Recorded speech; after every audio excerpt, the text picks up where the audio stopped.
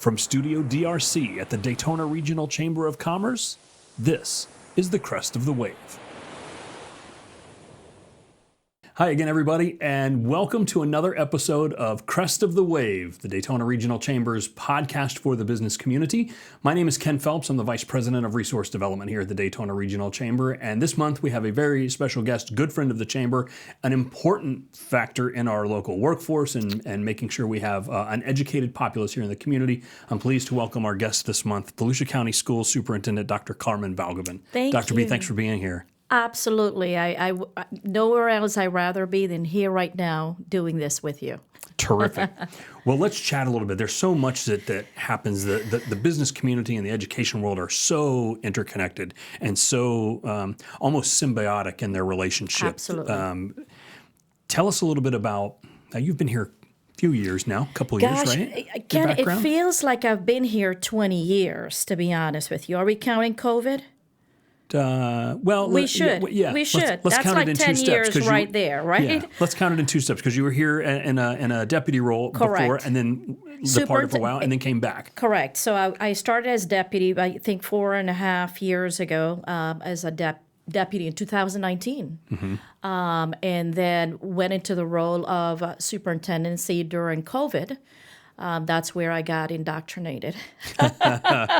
And we have to count 7 years for that 1 year. Yes. And then, as you know, I went to Broward County and came back here now as their permanent superintendent. Yeah. Well, I know there's been like a lot of great things happening, especially from a student achievement standpoint. Yes, There's been terrific numbers, graduation rates, et cetera.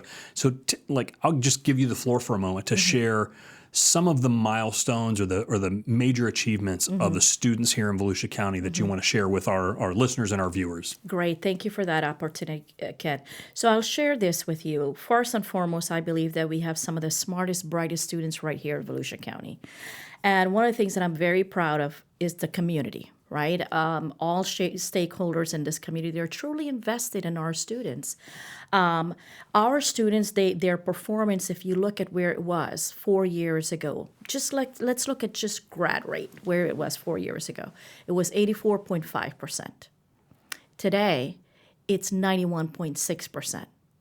It's a significant jump. Absolutely. Now, in the state of Florida, there are 67 districts, right? 67 districts. We're in the top 10 when it comes to graduation rate.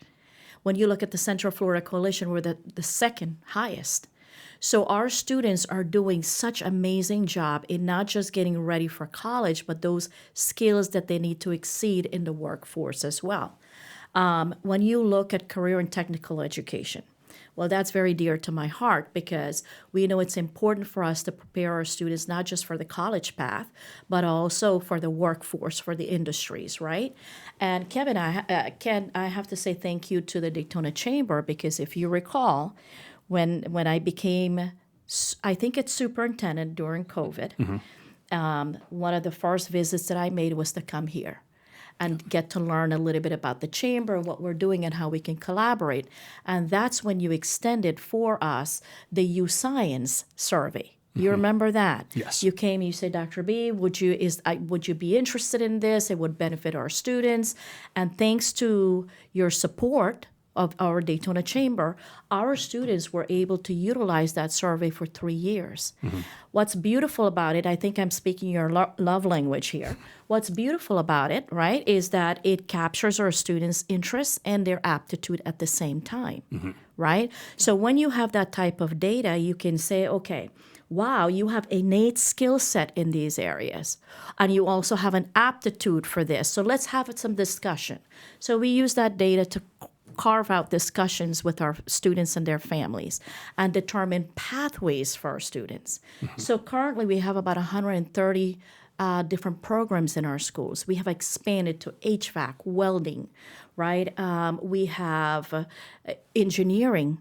We have the engineering program through a vertical articulation agreement with Embry-Riddle that we started just 2.5 years ago.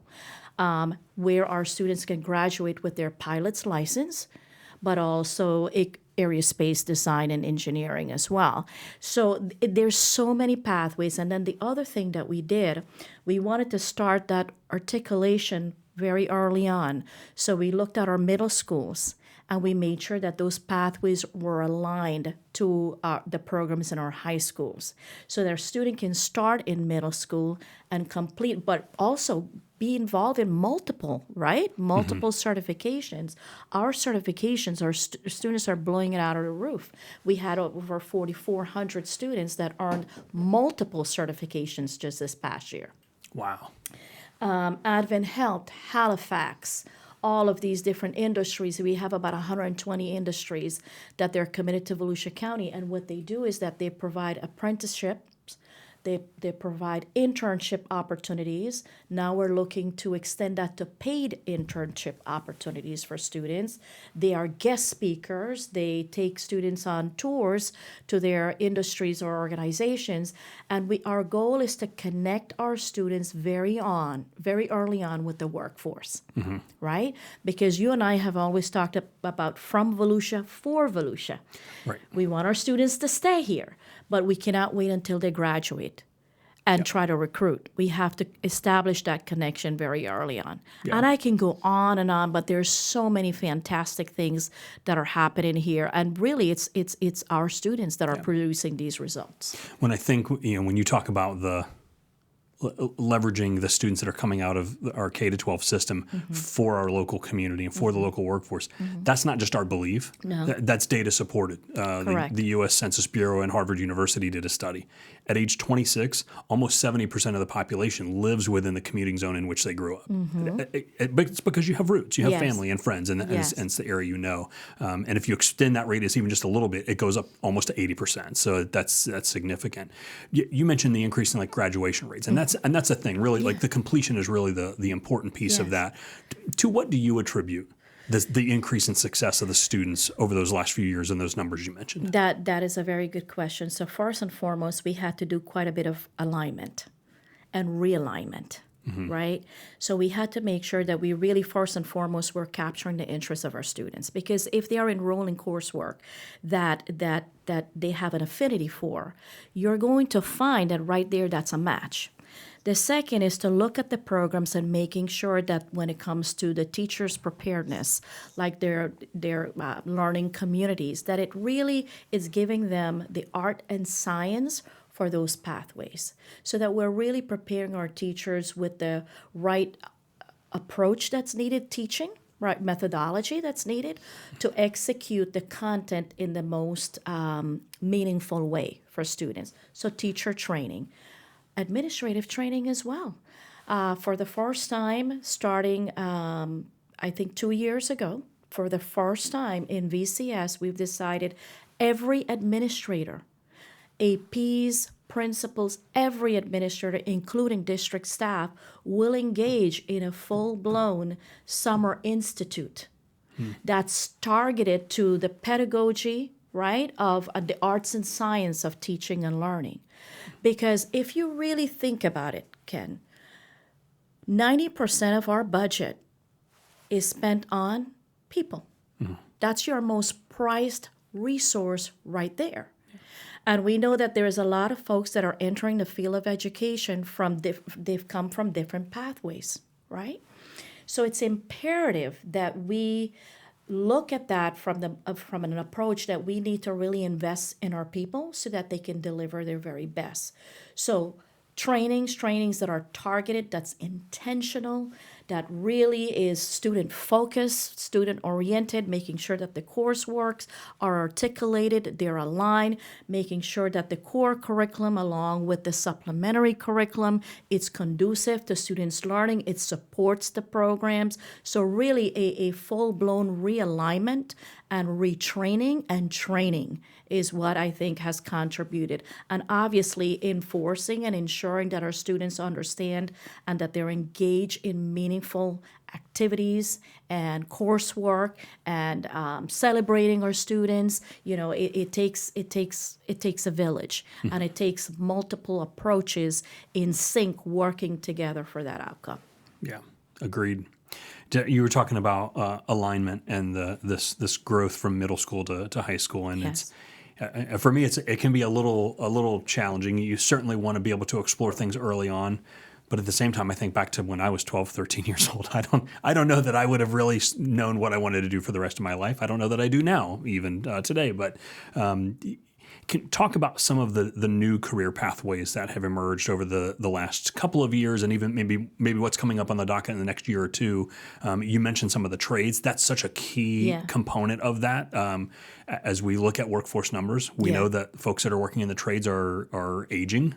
In that demographic, and we need younger folks to come in behind them to learn those skills, fill those roles that are going to be coming through. So, what are some of the top 3 or 4 career pathways in the district that you can say, hey, these are in-demand areas that our students are going to be really well equipped to go into the workforce?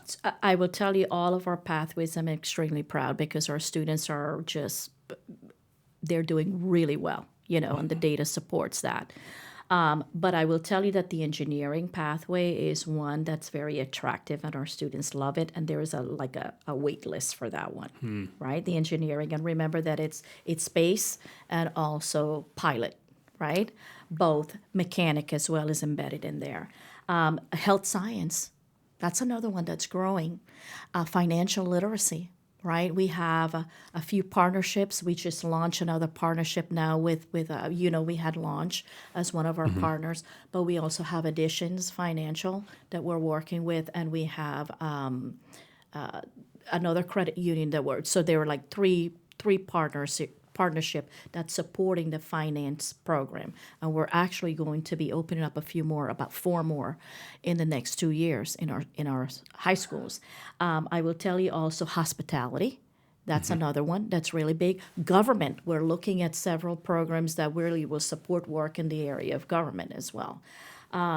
Electrical, that's a big one there. Believe it or not, when it comes to welding, we have a lot of female students that are enrolled in that program.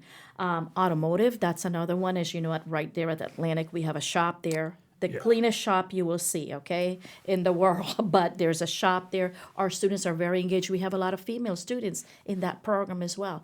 So we have about 64 different programs or academies, and over 130 overall in our middle schools and high schools. Yeah, and it's funny when you as you're talking through those career pathways, I think back, I was recently appointed to the Career Source Brevard Flagler Volusia Board of Directors, and when we were talking about the in-demand fields and the fields that are going to have the greatest need, it makes me feel good because the pathways that are producing students out of Volusia County Schools are teeing right up into those. You mentioned hospitality, you mentioned the engineering and the financial services sector. Those are all key sectors for the future of our community. And there's even growth in some of those that we're not even sure where it's going to go. I think back to the recent news of Aura Aero, the new electric aircraft manufacturer that's going to be setting up shop here in Daytona Beach. Yes. What a great platform for students to be able to come out of that engineering program and to be with a company that's just going to be emerging as they come over from France and to select Daytona Beach. Part of they said it in their conversation of the site selection. Part of it was the community was a big factor in that. And I think that's the business community, that's our chamber members, that's our partnership with the school district, an adequate workforce, you name it. So there's a lot of opportunities coming for these students. Oh, absolutely. And when you have a school system where the students their performance is outstanding, it's there, that's an attractive feature because, again, our students and the skill set that we're providing to our students, right, the level of preparedness that we're providing, it's for this workforce right here. So again, going back to our point, you cannot wait until they graduate. We have to really build these connections very early on and making sure that our students get to sample the workforce here in Volusia County so that they have an appetite for it. Yeah. And before you know it, they're from Volusia for Volusia, and that's what makes this county so special, one of the features. Yeah, absolutely. One of the things I want to touch on real quick, because we've got this program coming up. It will, depending on when you're watching this may have already taken place, but producing a well-rounded student incorporates a lot of things, and a lot of the curriculum map for Volusia County Schools is set by the state, and you've got steps to follow, topics they have to cover. The one thing that we hear a lot from our business community and others is soft skills, the employability skills, communication and etiquette True. and punctuality Very and those true. kinds of things. Very true. We're proud just to share with our listeners and viewers this will be 4 years now, have partnered with Volusia County Schools to do a soft skills youth summit where we bring about 20 to 30 business leaders to the community who share their expertise on those topics that don't fit well in a curriculum because you can't measure it, you can't test it, but they have to be introduced to it. We've got a great partnership growing from that, and I think that's just another great example of how two organizations can support each other's efforts when it's something you may not be able to fit in the mission critical stuff that you're doing, but it's important. We can step in and fill that goal. And I know you've talked to some of the students who've participated in that. Every year I'm inspired because when you talk about the students and you mention how bright they are, there is some sentiment out there, or social media, whatever you want to call it, of, oh, kids these days, we're doomed for the next generation. Every year I walk out of that event inspired because let me tell you, with these students, we're going to be just fine. 100%. 100%. I will share this with you. Obviously, we are from a different generation. And our values are still the same, right? However, our environment has changed so much. And what inspires me and the reason why I continue to wake up every day and want to give my very best, it's because I have a lot of hope in our students. When you look at these programs and academies that we have, as you talked about this, you will see presentation skills coming from our students. Like, for example, we were just doing a few days back the CTE bus tour with business partners on the east side of town. And we did one on the west side just a few days back. And it's our very first that we've ever done, but it goes with our vision. We're interconnected and we have to work together for the common good, which is, this community, our students. And our business partners had got we had about 30 business partners that joined us in the tour here on the east side. So they visited several of our programs. And the reflection and the sentiments that they shared, wow, we had no idea that these programs were such hands-on, the real-life application that's embedded in the program, but also as the students were presenting, they were truly amazed to see those presentation skills, the level of confidence, that's emulated from our students. And as you were talking, Ken, that is the soft skill that's needed. Because this generation is exposed to so much technology on a daily basis that sometimes technology is really good, but you have to use it in a balanced way. It has the potential of substituting for those soft skills, but the bottom line is that this is a human world, right? We use technology as a tool.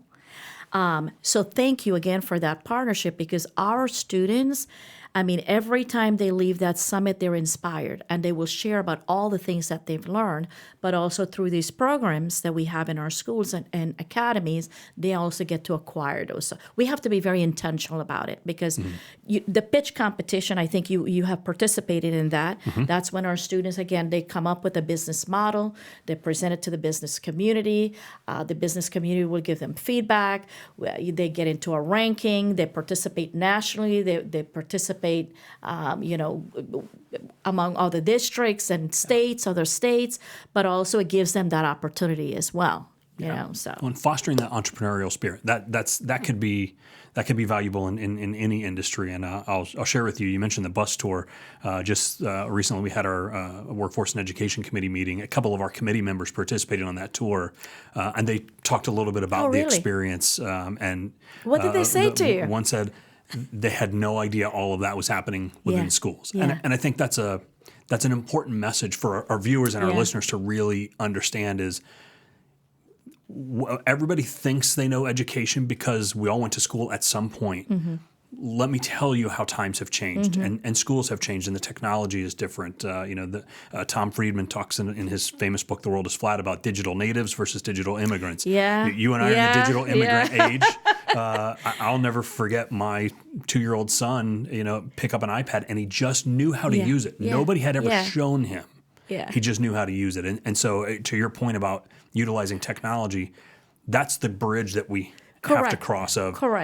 how do we foster the human interaction Correct. while still leveraging the power of the Correct. technological tools that we have. So for us, we had that. We were born somewhat with those, innate skill set there to, with the interaction piece and the social emotional piece, right? Yeah. And whereas our students, these are the digital native students, and they're, a 2-year-old that can pick up a device and show dad how to use it. Yeah. It shows that the divide, but also again the potential that's there. Absolutely. Yeah.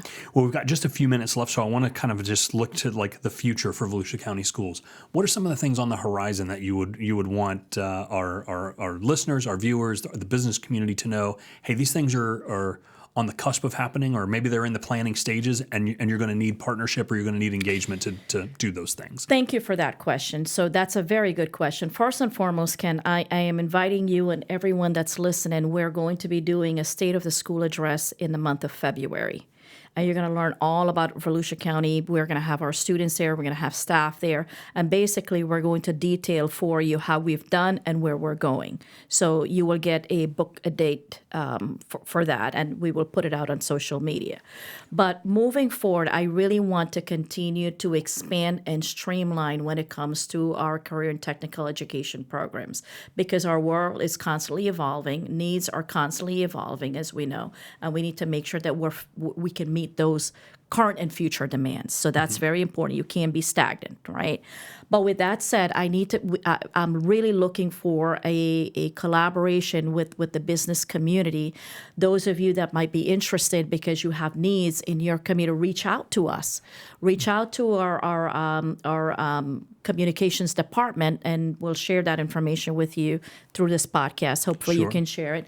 I want you to reach out and tell us what your needs are, because we love to set up a meeting with you and see how we can connect you to some of our programs and academies and how you can serve so that you can establish that connection very early on. So we want to continue to drive that work, in an interconnected way. The second thing I will tell you is that we want to make sure that when it comes to our dual language programs and our French academies, as you know, 2.5 years ago, Volusia County didn't have any dual language program or French academies. Today we have 9 total. And those are the skill sets, bilingual, biliteracy, biculturalism that our students are acquiring. And that is for a global workforce, because we're no longer competing locally or nationally. Now everything is internationally, right? So we need to make sure that our students have those skill sets so that it can afford them to compete in an equitable way if we're going to be global competitors. Yeah. So we want to continue to grow those programs. Our CT, our STEM bus, we have one STEM bus for families and students. We are going to be doing a ribbon cutting pretty soon for a second that will be servicing our secondary students and their families.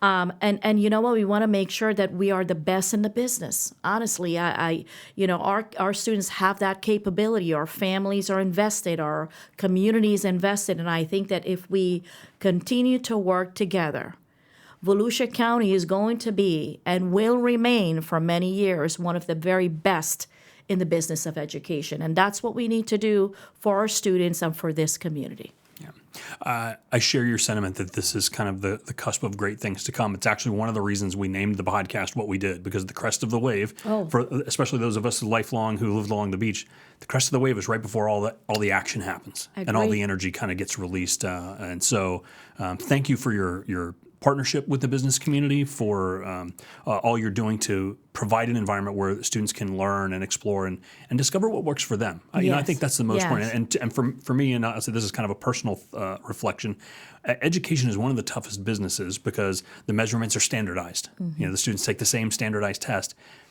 And yet the best way to educate a student is to meet them on an individual basis. Absolutely. And that's a conflict that really is difficult to resolve. And you and all of your colleagues in public education, I think, do a marvelous job of that. So thank you. Thank you so much for your partnership with Volusia County Public Schools. You have been more than accommodating. This chamber has been more than accommodating. Anything that we need, you're always there. You're a great friend of Volusia County. So thank you for your partnership. And together we can do great things for this community. Absolutely. Well, folks, that's going to put a wrap on this episode episode of the podcast. Hope you found it informative. We will share some info on our social media and on the podcast webpage for if you want to be able to reach out and partner with the school districts. We'll help you facilitate that. If you're not able to find that information, what we share, just give us a call here at the Chamber and we will gladly make those introductions for you. So, Dr. B, thanks again for the time. Appreciate having you here. Thank you. All right. And we'll hope you're ready next time to catch the next Crest of the Wave. So long, everybody. If you enjoyed this podcast, please be sure to subscribe wherever you like to listen to podcasts. For more information on our business community, visit our website at DaytonaChamber.com. Until next time, be ready to catch the next Crest of the Wave.